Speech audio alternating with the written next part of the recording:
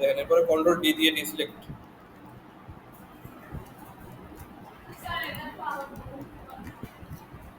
দেখেন ফার্স্টে এই যে সাপোজে একটা আমার জায়গা, এখন এই জায়গাটা আমি রিমুভ করতে যাচ্ছি, মানে এই এটারে উঠাই দিতে যাচ্ছি।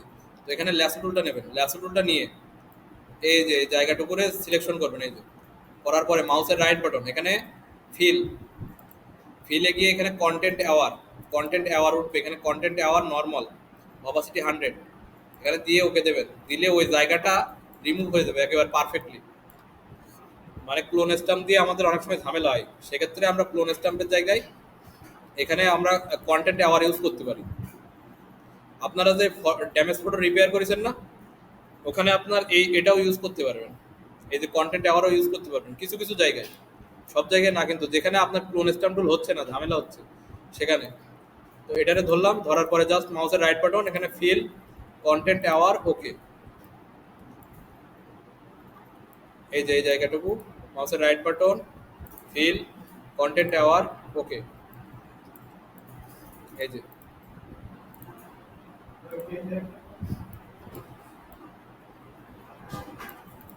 এই যে ফিল কন্টেন্ট অ্যাওয়ার। হ্যাঁ, ওটা ল্যাসো টুল দিচ্ছে হবে, ল্যাসো টুল। এই দেখেন ল্যাসো টুল দিয়ে, এই যে ল্যাসো টুল আছে না, ল্যাসো টুল দিয়ে এগুলোরে ধরলাম, ধরার পরে মাউসের রাইট বাটন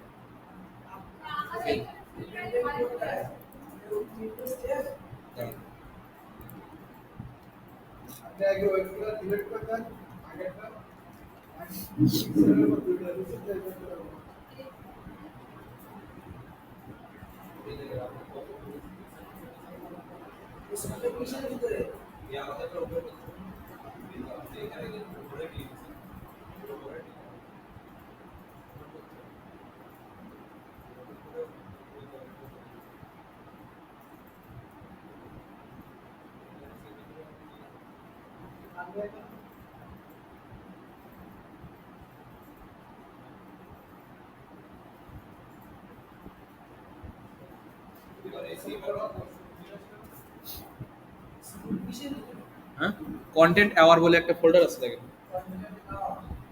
কন্টেন্ট অ্যাওয়ার পাইছেন, ওর ভিতরে যান, গিয়ে দেখেন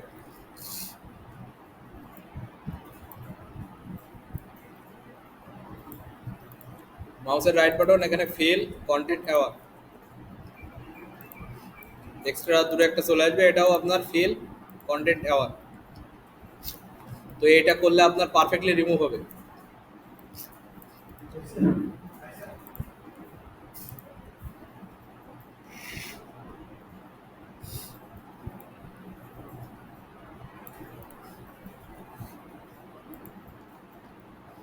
এখন দেখেন এই যে দাগটুকু আমি ধরবো, ধরার পরে এটা মাউসের right button fill content aware, দেখেন একবারে রিমুভ হয়ে গেছে একেবারে পারফেক্টলি, মানে ওখানে বোঝাই যাবে না। এখন মাউসের right button fill content aware.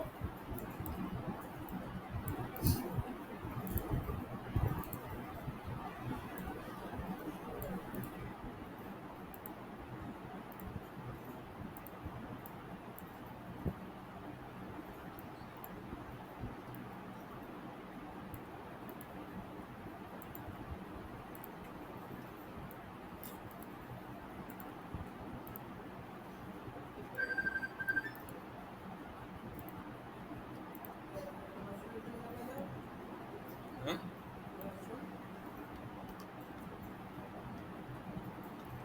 তো এইভাবে আপনার রিমুভ করতে পারবেন। এখানে আরেকটা ইমেজ আছে, এই যেরকম এইটা।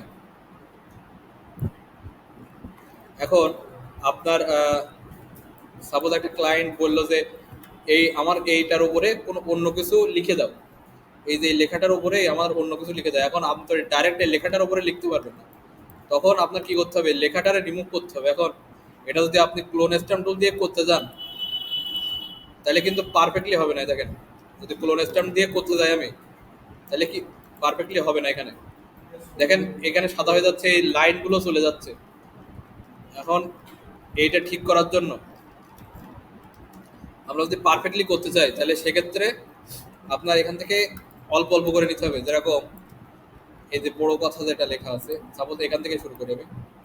এই এইটুকুরে ধরলাম, ধরার পরে ফিল কন্টেন্ট অ্যাওয়ার, সরি একটুখানি দাঁড়ান।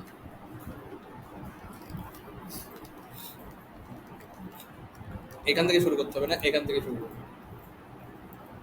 এই যে অল্প অল্প করে ধরতে হবে।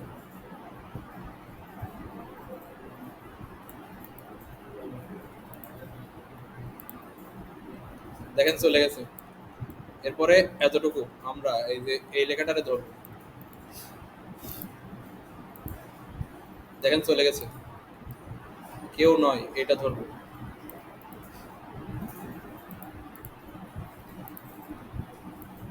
দেখেন একেবারে পারফেক্টলি ভাবে চলে যাবে। অল্প অল্প করে ধরতে হবে, বেশি ধরা যাবে না। অল্প অল্প করে ধরতে হবে, বেশি ধরা যাবে না। কন্ট্রোল ডি দেবেন, সিলেকশনটা ডিসিলেক্ট করার জন্য control D.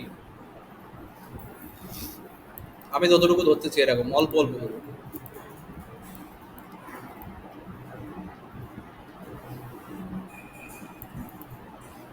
Fail content aware, এই কন্টেন্ট অ্যাওয়ার আগে গিয়ে কিন্তু আমাদের অনেক কাজে লাগবে।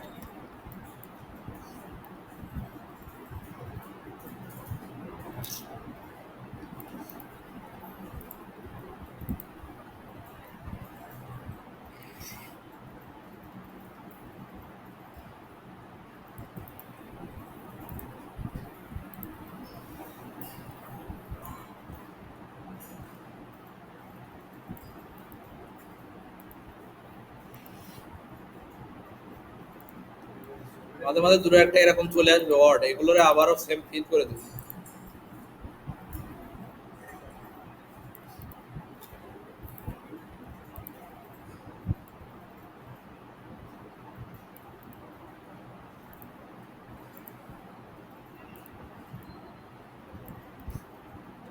এগুলোরে সব ফিল করে দেবেন কন্টেন্ট অ্যাওয়ার।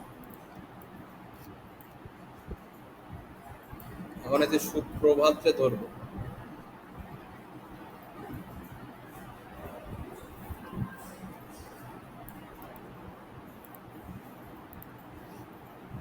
এখানে অল্প একটু কিছু অংশ চলে আসবে, এটাও আপনি কন্টেন্ট অ্যাওয়ার করে দেবেন।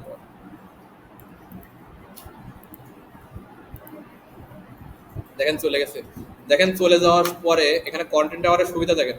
চলে যাওয়ার পরে এখানে কিন্তু দেখেন শ্যাডোটা যেরকম ছিল সেরকমই থেকে গেছে, মানে বোঝা যাচ্ছে না যে এখানে আগে কিছু ছিল। মানে এই হলো মানে কন্টেন্ট আওয়ারের সুবিধা, মানে আপনার একেবারে পারফেক্টলি রিমুভ করে দেয়, যেটা ক্লোন কন্ট্রোল পারে না। স্যার, এটা কি ল্যাসো টুল দিয়ে করতেছেন? হ্যাঁ, এটা ল্যাসো টুল দিয়ে করতেছে। দেখেন এবার আমার পুরোটা জায়গা ফাঁকা হয়ে গেছে। এখন যদি আমি কিছু টেক্সট টুল দিয়ে লিখি তো এখানে লেখা যাবে, এই যে টেক্সট টুল।